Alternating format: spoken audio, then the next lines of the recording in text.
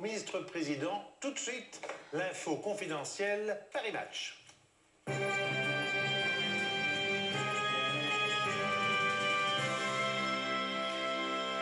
Michel, bonjour. Bonjour, Une Pascal. place un peu inhabituelle ce dimanche parce que nous avons deux mamans, Brigitte et Daniel, qui hélas ont une histoire triste à raconter. Michel, peut-être résumé des faits. Oui, Andy et Adrien se promenaient sur une route le 16 juillet 2006. Ils ont été écrasés par une voiture conduite par un chauffard qui était ivre, qui roulait trop vite, médecin de profession, à son côté un kiné. Et donc la voiture, après avoir écrasé les deux jeunes, poursuit sa route. Et l'affaire est l'objet ensuite d'une instruction judiciaire, bien entendu. Et à l'arrivée, les deux auteurs, les deux personnes qui étaient dans la voiture, ne sont pas poursuivis pour non-assistance à personne en danger. Le kiné échappe donc à toute poursuite et l'affaire ne va pas en correctionnel. Le médecin est juste poursuivi pour homicide involontaire, conduite en état d'ivresse et excès de vitesse. Et ce, en toute légalité. Et ce, en toute légalité, en vertu d'une jurisprudence qui est assez contestable. Alors, c'est vrai que pour vous les mamans, c'est une sorte d'impossibilité de faire son deuil. Tout à fait. C'est comme si on les tuait deux fois. Oui. Vous avez vraiment ce sentiment? Ah oui. D'impunité? Tout à fait, oui. Et vous quoi? Mais la même chose. On est vraiment très choqués de ça. Parce que la non-assistance à personne en danger, ils ne savaient pas quand ils sont partis qu'ils étaient morts, ils ne le savaient pas. Et alors, c'est tout ce qui... Voilà. Il y a un raisonnement juridique derrière tout ça, Pascal. C'est l'idée du délit impossible qui est défendu notamment par la Cour de cassation dans certaines décisions qui s'appliquent à des affaires criminelles. On considère que comme les deux victimes étaient mortes sur le coup, on ne pouvait pas les aider, oui. Enfin bon, c'est vrai que c'est un peu absurde. D'autant plus, je ne voudrais pas rentrer dans les détails, mais est-ce qu'on est sûr que vos deux fils ont été morts sur le coup? Enfin, c'est assez obscène de parler de ce genre de détails. Enfin, mais... moi, sur le rapport du docteur, il met bien instantané. Ah oui. Mais pour Andy, il ne... Oui, c'est pas très clair, j'ai pas grand-chose comme renseignement, j'attends toujours. Et alors, qu'est-ce que vous avez envie aujourd'hui de dire, vous, en tant que maman, je dirais peut-être aux politiques, parce que c'est eux qui font les lois? Je pense déjà que c'est une chose inadmissible, il faut la changer, cette loi-là.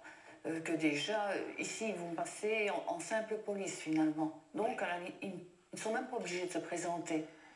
Moi, j'espérais faire un petit peu mon deuil en voyant la personne pour savoir les réactions que je vais avoir à son égard. Mais finalement, je ne l'ai pas vu, je le verrai peut-être... Enfin, jamais, c'est beaucoup dire, parce que je crois que je le verrai un jour. Mais bon,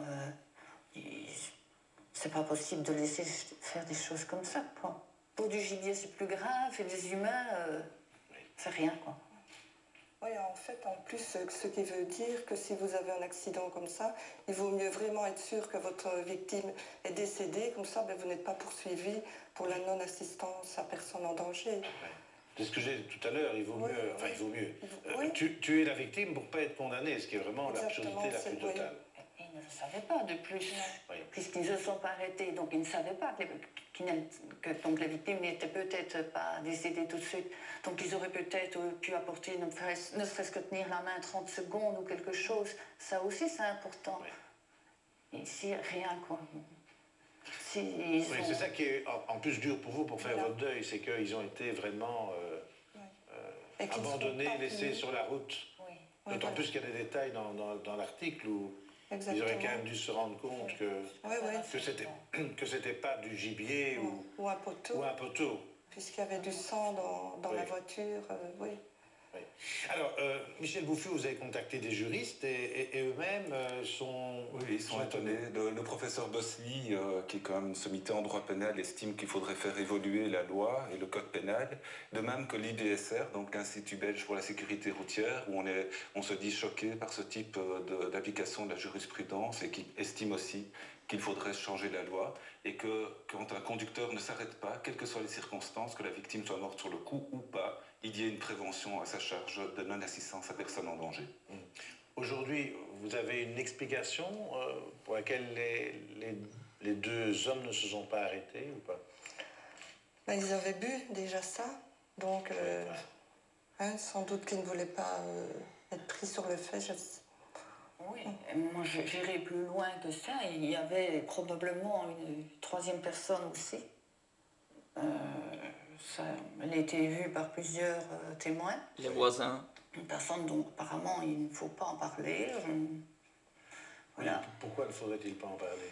Ouais, Justement, là, le problème, est-ce que c'était quelqu'un d'important ou on ne sait pas ça? probablement. Oui, on ne sait pas. Qui bénéficie de protection Oui. quelque part. Ouais. Ça, c'est ce que vous soupçonnez On est- à toutes les deux. Oui, oui.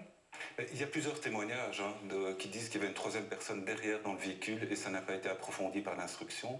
Je voudrais dire aussi que nous avons été corrects en appelant le chauffeur et son passager pour leur demander de commenter ces faits. Ils ne veulent pas faire le moindre commentaire. Oui. Et alors, l'enquête pour la troisième personne continue ou... Non, Bien. c'est vraiment abrégé. Il y a beaucoup de choses d'ailleurs dans tout ça qui ont été très courtes. Michel, vous allez vous-même continuer l'enquête? Oui, bien entendu, je pense que c'est un dossier qui... Pour voir s'il y a une troisième personne? Bien entendu. Eh bien voilà, en tout cas, on suivra cette affaire et je vous propose peut-être de se revoir dans 6 mois ou 7 mois où là, voilà. Bon courage et merci d'être venu sur le plateau de Controverse. Tout de suite, Controverse, les erreurs médicales.